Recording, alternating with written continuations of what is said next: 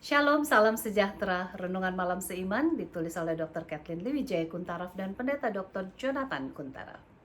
Judulnya adalah Hari Itu Makin Mendekat. Tetapi tentang hari dan saat itu tidak seorang pun yang tahu. Malaikat-malaikat di sorga tidak dan anak pun tidak.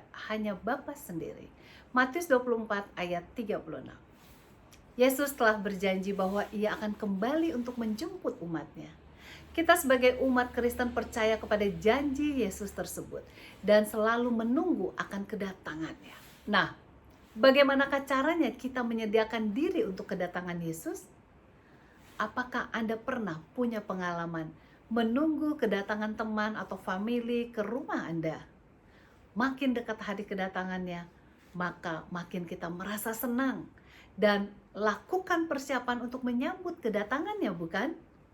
Bahan makanan disiapkan, demikian juga tempat tidur disiapkan, bahkan seluruh rumah disiapkan agar lebih rapih dan bersih. Bayangkan, untuk kedatangan seorang yang kita kasihi, kita perlu persiapan dengan baik. Apalagi untuk menunggu kedatangan juru selamat kita, Raja di atas segala raja. Bila kita membaca Matius 25, kita akan dapat 3 perumpamaan, yaitu perumpamaan 10 anak darah, perumpamaan talenta, dan perumpamaan domba dan kambing. Bukan secara kebetulan, ketiga perumpamaan tersebut diberikan setelah Matius 24, yang membahas mengenai tanda-tanda kedatangan Yesus yang kedua kali.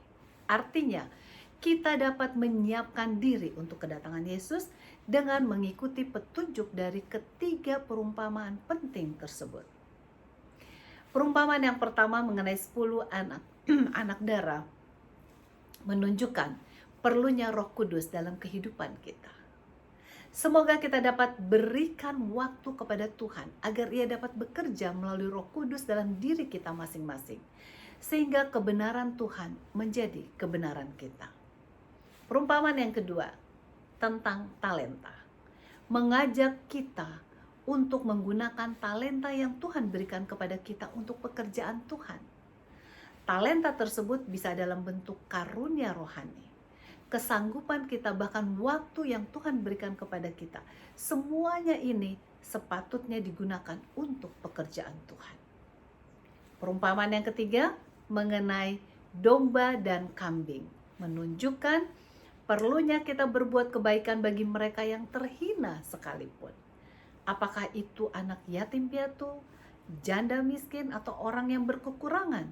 Sebab apa yang kita buat kepada mereka yang terhina ini adalah sama seperti yang kita buat untuk Yesus. Dengan demikian, sementara keselamatan adalah kasih karunia Allah, dan surga juga diberikan Tuhan kepada kita sesuai dengan kasih karunia-Nya, bukan oleh karena usaha manusia. Namun setiap orang yang telah menerima kasih karunia-Nya itu perlu untuk menjadi wakil Allah untuk menunjukkan kebaikan Tuhan kepada orang lain.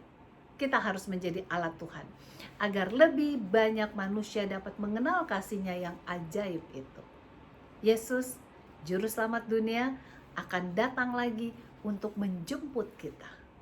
Hari kedatangan Yesus sudah semakin mendekat. Semoga masing-masing kita selalu siap untuk menyambut akan kedatangannya. Tuhan Yesus memberkati.